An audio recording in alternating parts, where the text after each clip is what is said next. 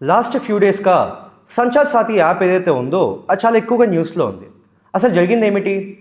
The department of telecommunications ఏదైతే ఉందో మనకి మొబైల్ ఫోన్ మ్యానుఫ్యాక్చరర్స్కి అండ్ ఇంపోర్టర్స్కి ఒక డైరెక్టివ్ ఇవ్వడం జరిగింది. ఆ డైరెక్టివ్ ఏంటి అని చెప్పంటే గవర్నమెంట్ యొక్క సంచార్ సాథి యాప్ ఖచ్చితంగా ప్రీ ఇన్స్టాల్డ్గా మొబైల్ ఫోన్స్లో ఉండాలి అని చెప్పి.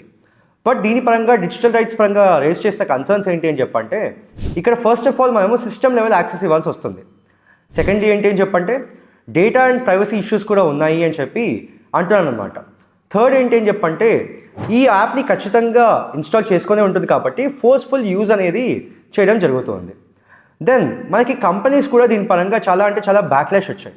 ఎందుకు అని చెప్పంటే వాళ్ళ సెక్యూరిటీ ఆర్కిటెక్చర్ ఏదైతే ఉందో అది కాంప్రమైజ్ అవుతుందని, దాంతోపాటు గ్లోబల్గా కూడా ఒక రాంగ్ ప్రెసిడెంట్ అనేది సెట్ అవుతుంది కాబట్టి, అండ్ వాళ్ళ గ్లోబల్ పాలసీస్కి అగెయిన్స్ట్గా ఉంటుంది అని చెప్పి చెప్తున్నారు. సో ఇంత బ్యాక్లాష్ వచ్చిన తర్వాత మినిస్టర్ అయితే స్టేట్మెంట్ పాస్ చేశారు. ఏమని? ఇది ఒక వాలంటరీ యూజ్ మాత్రమే, కానీ ఇది ఖచ్చితంగా యూజ్ చేయాలని లేదు. The users can uninstall it or delete it అని చెప్పేసి మినిస్టర్ అయితే స్టేట్మెంట్ పాస్ చేయడం జరిగింది. కానీ డిపార్ట్మెంట్ నుంచి కానీ గవర్నమెంట్ నుంచి కానీ మనకి రిటర్న్గా కూడా ఏ కన్ఫర్మేషన్ రాలేదు. సో మీరేమనుకుంటున్నారు? Is it a security tool or a surveillance tool? కమెంట్స్లో పెట్టండి.